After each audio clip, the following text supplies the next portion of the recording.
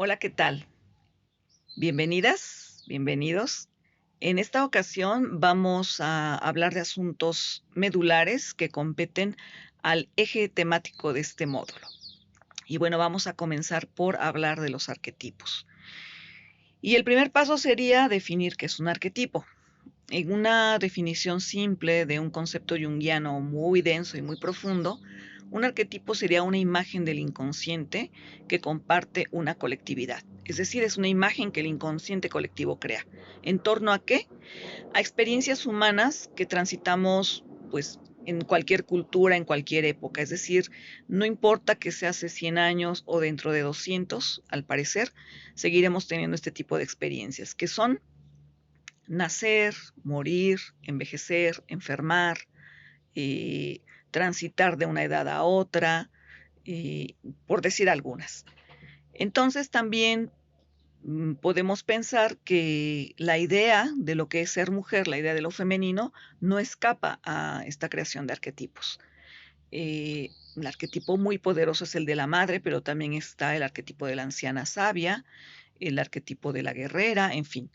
Estos arquetipos también están permeados por las ideas culturales que emanan de la sociedad que los genera.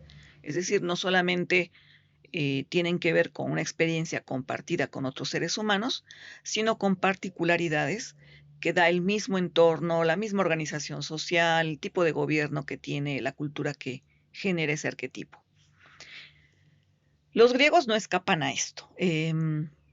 Como un pueblo, si pensamos en la época en que se generan o que se fijan en tanto en términos de religión de Estado como en ritos iniciáticos más o menos clandestinos o soterrados, hay una idea de lo femenino entre los siglos 6 al 4 más o menos, es que se fijan estas ideas de lo que una mujer tiene que ser.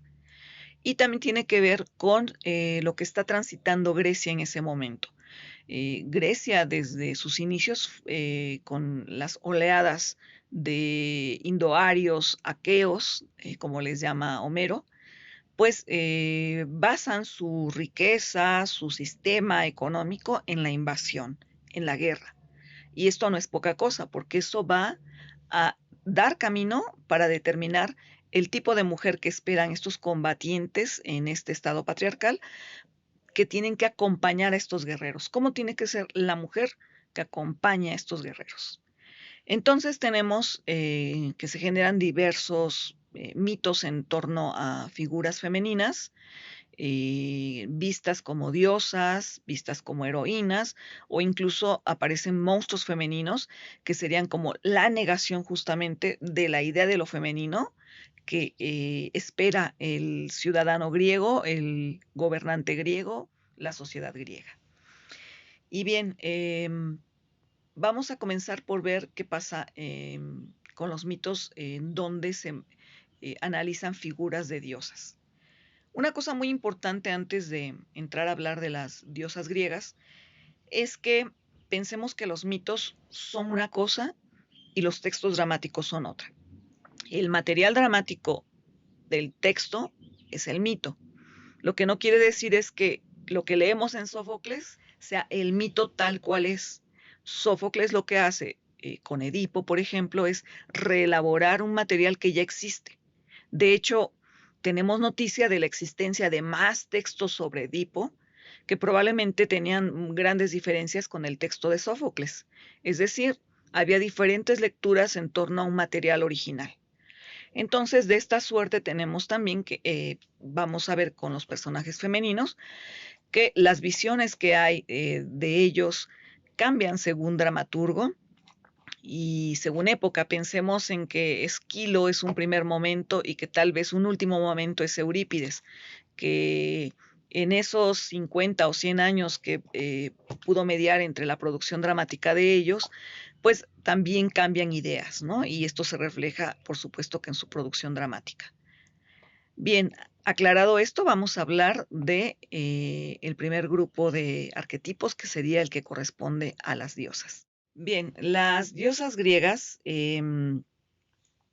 también están correspondiendo a un modelo ideal de mujer, en este caso un modelo ideal de diosa que tiene que acompañar a la divinidad masculina en sus incursiones en la tierra, en mantener la estabilidad en una estructura social que, digamos, en el Monte Olimpo repite la estructura social ideal que está teniendo lugar en las ciudades-estado griegas. Bueno, si revisamos cómo lo que una sociedad piensa de sí misma como organización se repite en el mito, vamos a encontrar un material también histórico importante, ¿no? El mito también nos puede referir cómo estaba organizada la sociedad que lo originó. Hay un periodista, Indro Montanelli, que escribe un texto que se llama Historia de los griegos, que es un texto muy coloquial, muy simpático. Él es periodista, pero es una investigación interesante y profunda.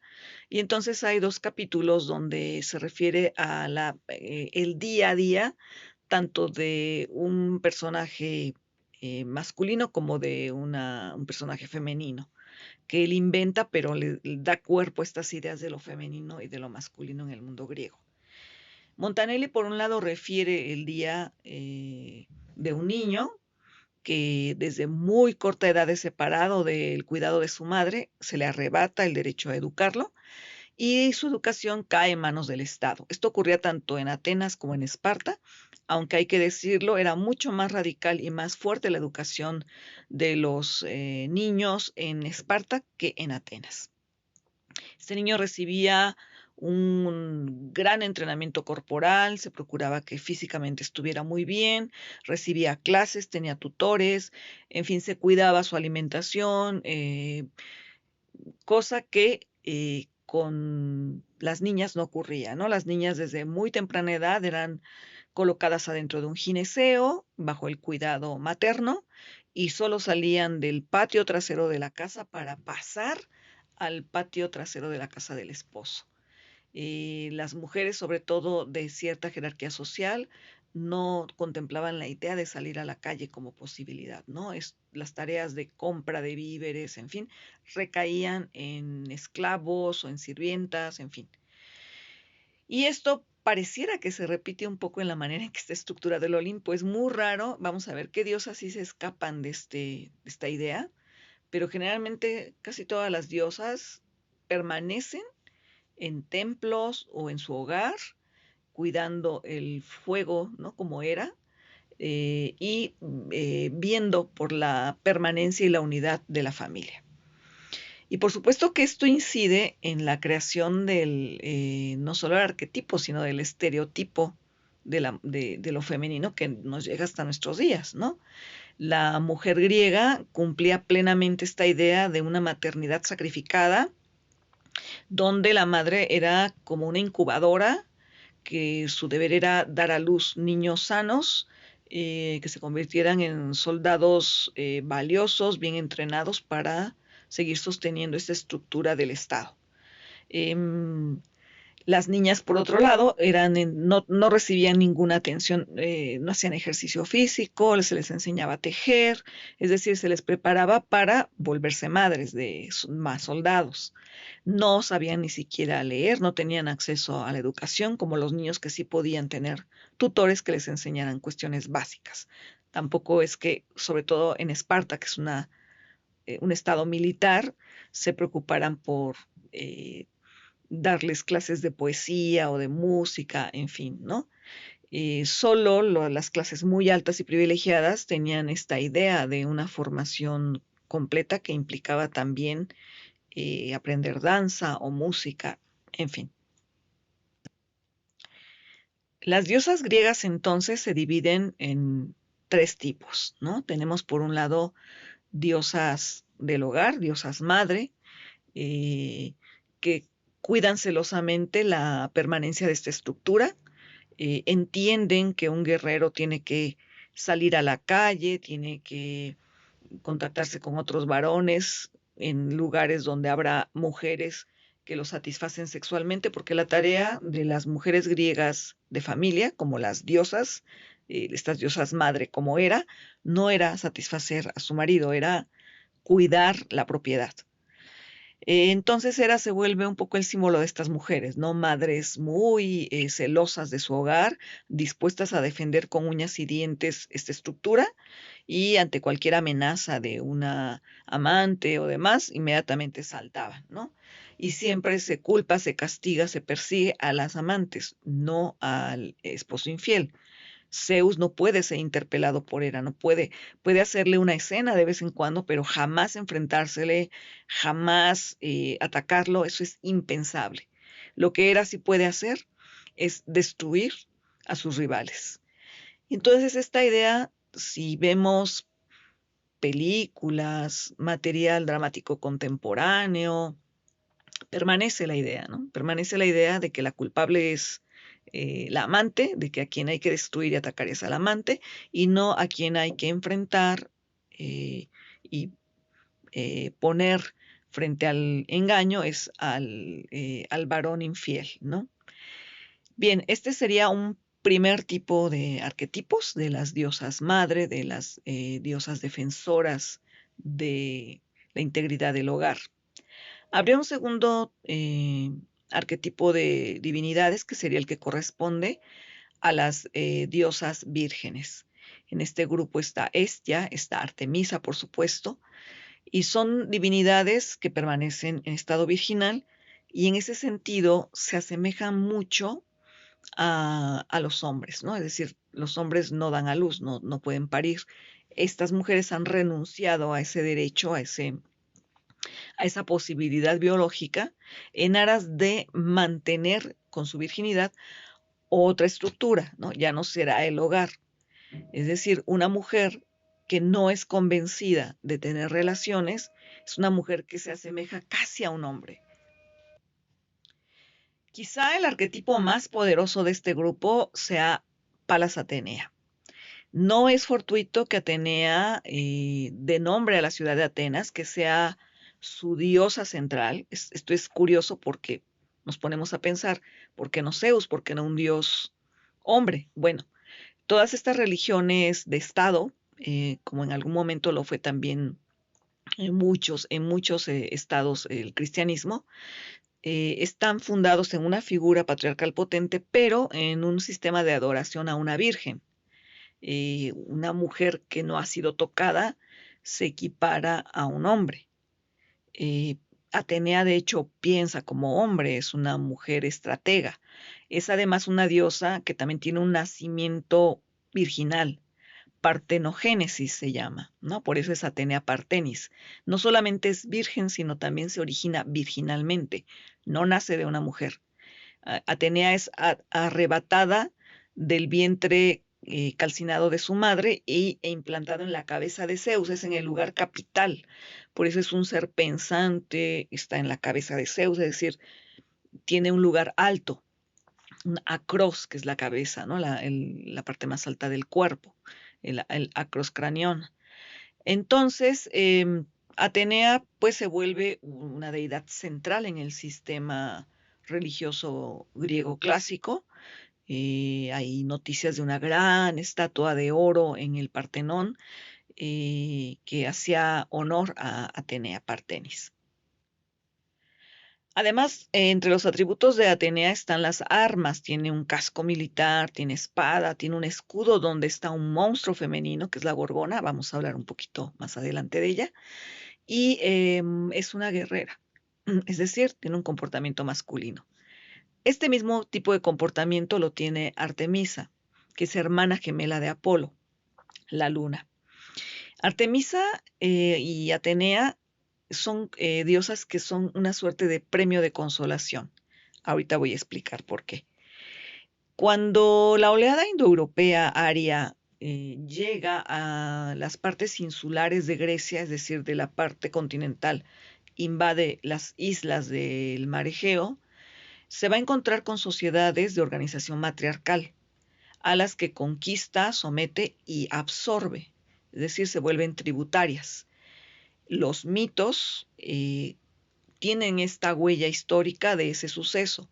Por ejemplo, la mamá de Atenea, Metis, es una diosa que el mito equipara en inteligencia con Zeus.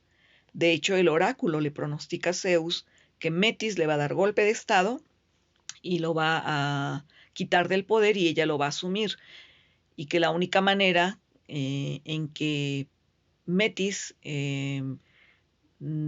puede ser nulificada es en una versión del mito muy parecida a la historia de Dionisios, siendo calcinada y su feto colocado en la cabeza de Zeus, y en otra versión del mito siendo comida, es decir, Zeus ingiere a Metis y el feto de Atenea, no sé por qué extraña forma física, termina en la cabeza de Zeus.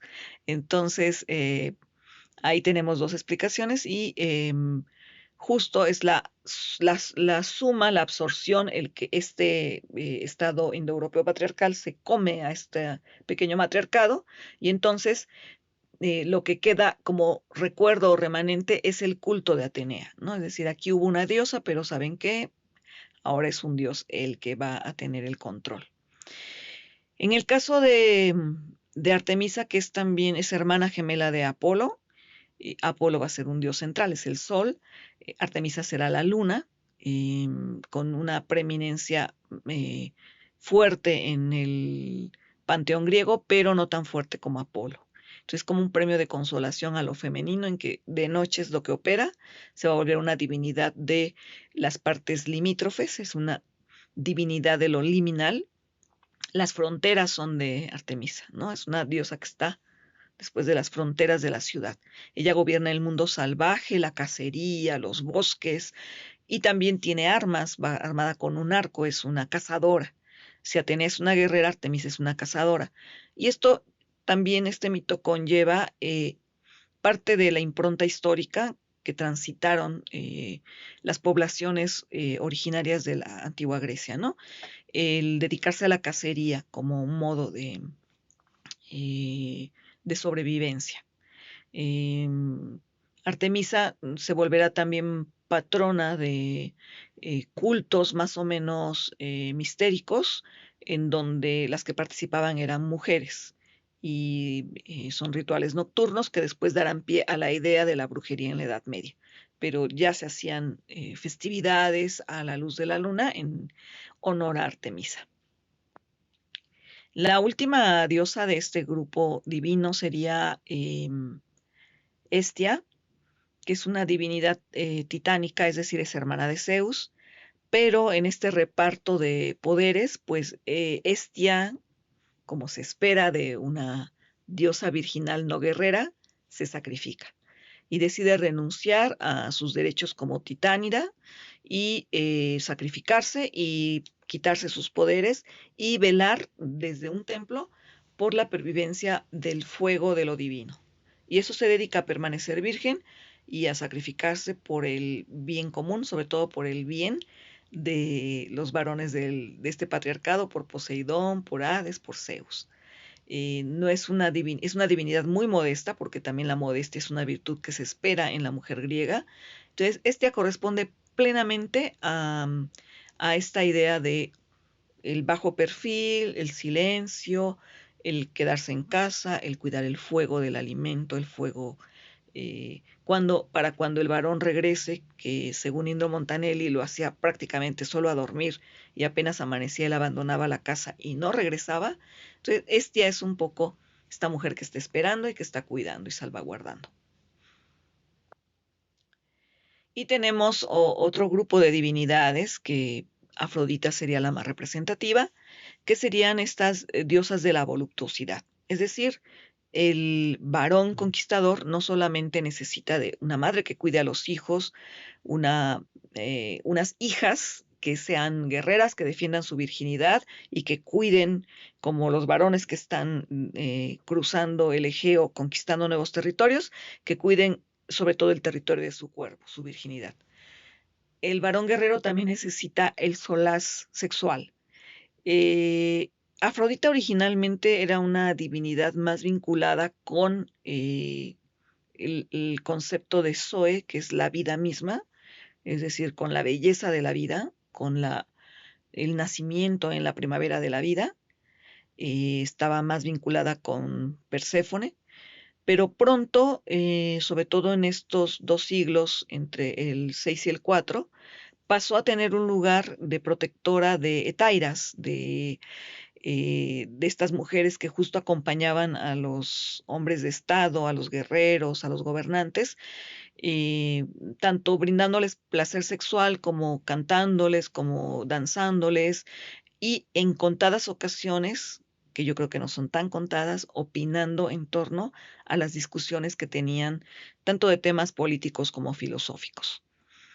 Hay cada vez más noticias y se apuntan más cosas en torno a que muchas de estas mujeres abonaron para las grandes ideas que tuvieron filósofos, para tomas de decisiones políticas, pero por supuesto no se les dio el crédito. Digamos que las representantes de esta idea, de este arquetipo divino eh, en la tierra, serían etairas tan famosas como Friné o Thais, que fueron incluso filántropas y protectoras. A partir de su comercio sexual, ellas generaban recursos y hacían obras por la ciudad.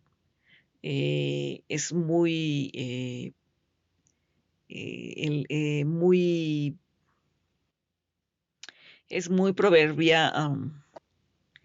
es proverbial la anécdota de que Friné ofreció al gobierno de Atenas eh, hacer una muralla protectora alrededor que evitara los ataques, que ella tenía la capacidad económica para pagar esa muralla, y lo único que pedía es que la muralla tuviera una placa donde pues se le reconociera como la benefactora de la ciudad.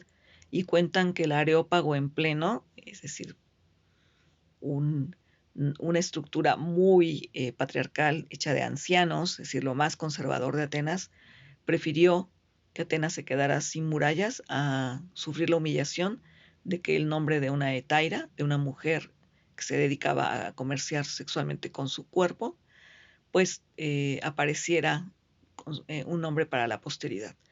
Lo curioso es que a través de esta anécdota, pues Frine llega a la posteridad. Bien, saltando la muralla de lo divino, llegamos al territorio de lo humano, donde también tenemos mitos en torno a mujeres que son las heroínas. Una heroína griega, si revisamos, estoy pensando en Antígona, que es casi un paradigma de el heroísmo de una mujer enfrentada al Estado, cuando en realidad es una mujer que pertenece al Estado y que está enfrentando a un gobernante caprichoso irresponsable. Antígona no es la irreverencia contra el Estado, es la defensa de ese Estado. Hay un gran equívoco al querer interpretar a Ifigenia como una revolucionaria que se enfrenta. Es una eh, mujer perteneciente a la clase social alta, que está de hecho al cuidado de Creón, que viene de un linaje real, es una mujer con privilegios y que de alguna manera sabe que puede hacer esas cosas porque se crea salvo. Vamos a ver en el material que nos da Sófocles que no está tan a salvo. Sin embargo, todos sus argumentos son a favor de conservar leyes, creencias, estamentos antiguos, sumamente conservadores, como lo es el culto a los muertos.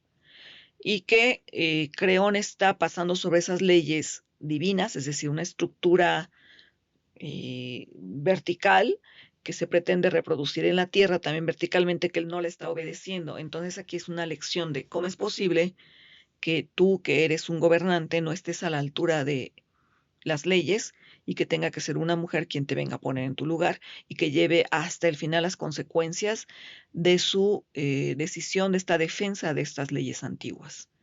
Entonces las heroínas también tienen para los griegos un comportamiento similar a la que se espera en un varón, ¿no? El sacrificio, la defensa de los valores conservadores a ultranza, de de las leyes, de las costumbres, en fin. Otro tipo de heroísmo que yo tengo mis dudas al respecto de que lo sea tan como esta conciencia de debo hacer esto, es el de Ifigenia.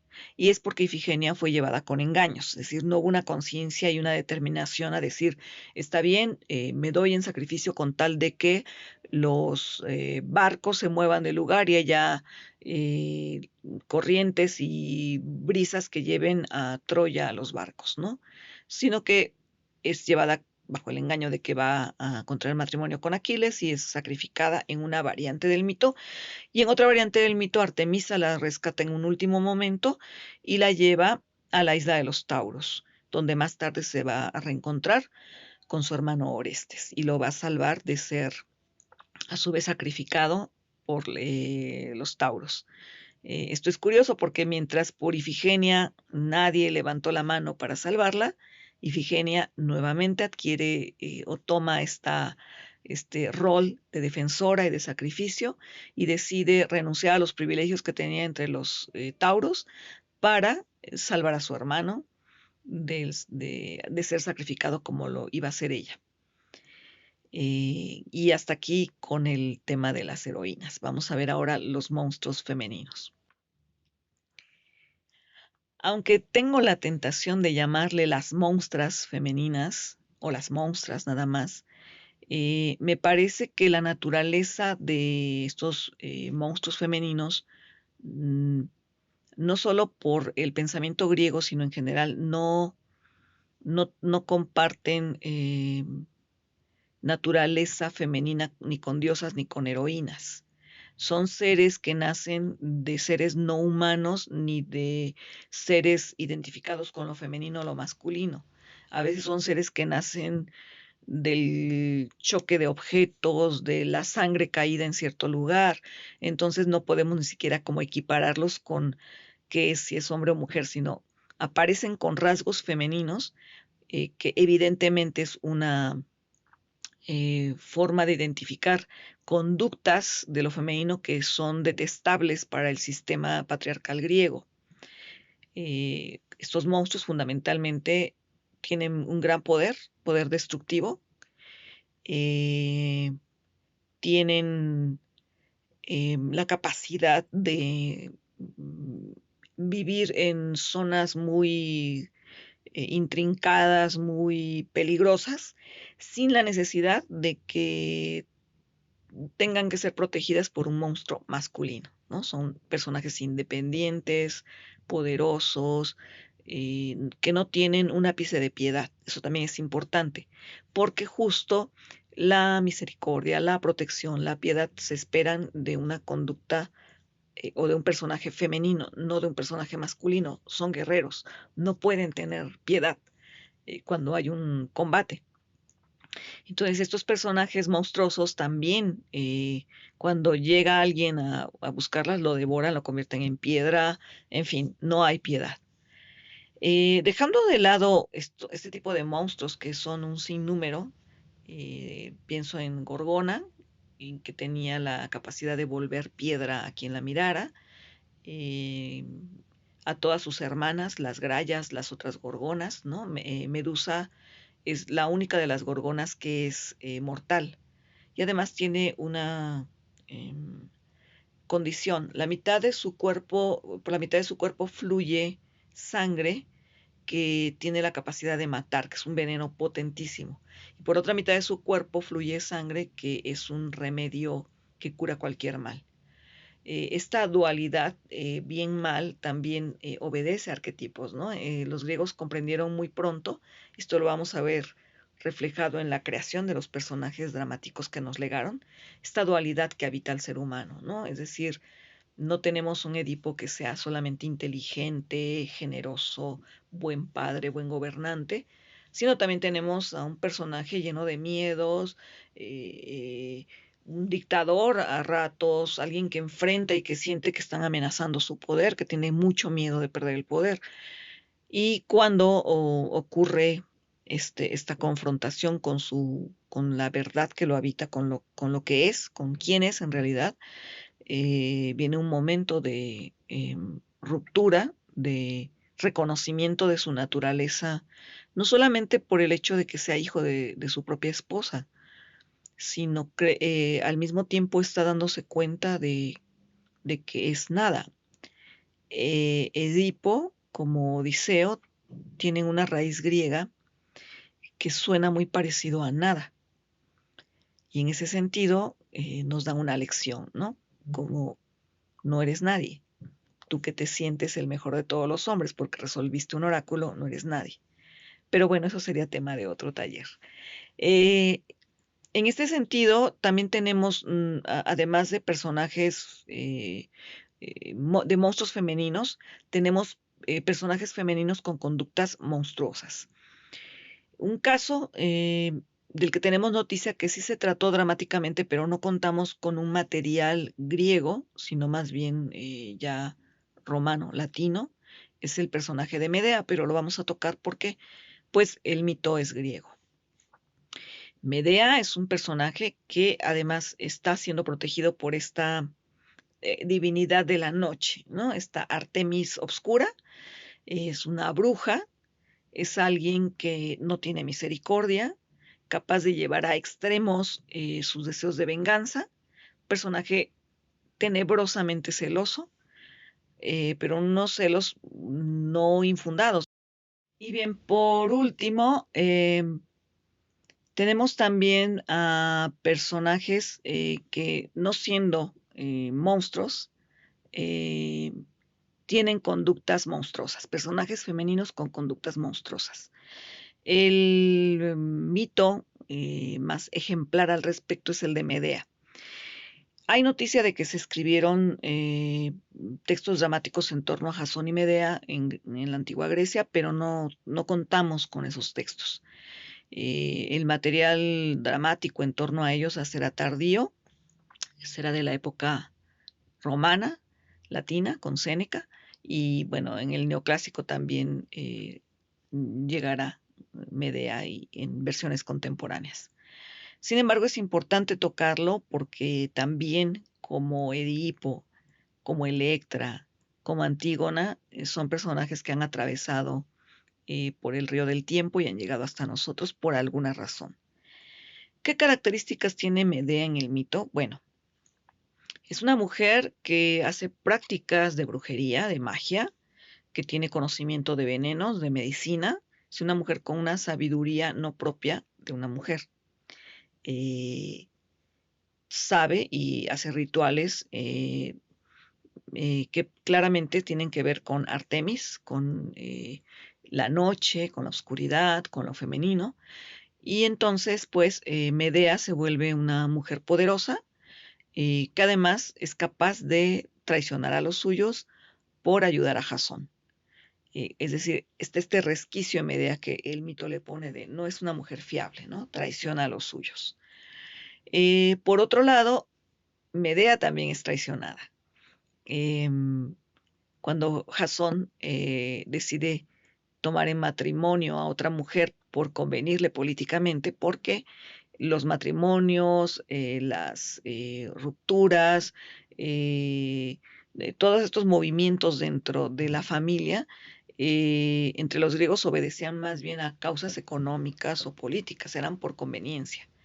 Indro Montanelli también apunta que los griegos se hubieran reído de nosotros con esta idea de fundar una familia o un hogar sobre el endeble y frágil fundamento del amor. Ellos decían, para enamorarte o para amar están otras mujeres. Para hacer un hogar con cierta solidez, pues está un matrimonio con una mujer que tenga una dote bastante sólida, que tenga una preparación en la obediencia al varón, y con eso tenemos, y que sea fértil, que dé muchos hijos y que haga sólido el patrimonio familiar, ¿no? Que sea buena administradora de la casa. Es lo que buscaban en las esposas, no el amor, ¿no? Los enamoramientos se daban en otra esfera. Bien, Medea entonces, además de todos estos conocimientos mágicos, tiene una cualidad de pensamiento estratégico y falta de piedad. Esta cuestión protectora que se espera en el arquetipo de lo femenino no lo tiene Medea, por lo tanto tampoco se está acercando al ideal griego. En cambio, se le regala, ¿no?, el atributo de los celos. Y digo se le regala el atributo porque no es que los griegos vieran con malos ojos los celos. Los celos son una manifestación de la posesión, del cuidar la propiedad privada. Es como la reacción de alguien que ve amenazada la propiedad y hace todo por protegerla. Entonces son hasta incluso esperados de las mujeres, molestos, sí, ¿no? Supongo que los varones griegos se incomodaban, pero tampoco hacían mucho o no los satanizaban, solo cuando rompían barreras, como en el caso de Medea, donde se le ve como alguien monstruoso. Se le ve como alguien monstruoso, no solamente porque envenena a la princesa con la que se iba a casar Jasón, aún teniéndola a ella como esposa y con los hijos por una cuestión política, sino porque llega al extremo de para infligirle mayor daño y con Medea tenemos un personaje que no tiene piedad, que es una cualidad que se espera en una mujer, no en un hombre, es decir, un guerrero no puede tener piedad en sus conquistas. También es una estratega. Sin embargo, cuando Jasón decide hacer una suerte de movimiento político, casándose con una princesa que tanto económica como políticamente le convenía el matrimonio, Medea se siente traicionada y es atacada por los celos. Los celos es todo un tema en el mundo griego porque por un lado se propician, se entienden como una defensa del territorio, de la posesión, de la propiedad privada, ¿no? Una mujer que es la administradora de ese hogar y que tiene que velar por los hijos se vuelve una suerte como de cancerbero que ataca todo lo que amenaza. De tal suerte que Medea envenena a la princesa con la que se iba a casar Jasón.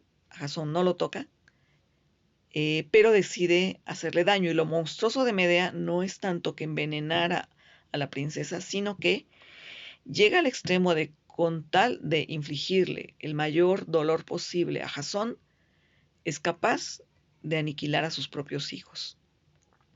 Y esto sí es terriblemente monstruoso, sobre todo en esta sociedad griega donde se espera que la madre sea la que cuide, salvaguarde de la vida por los hijos. Por el contrario, se vuelva la amenaza y la asesina de los hijos.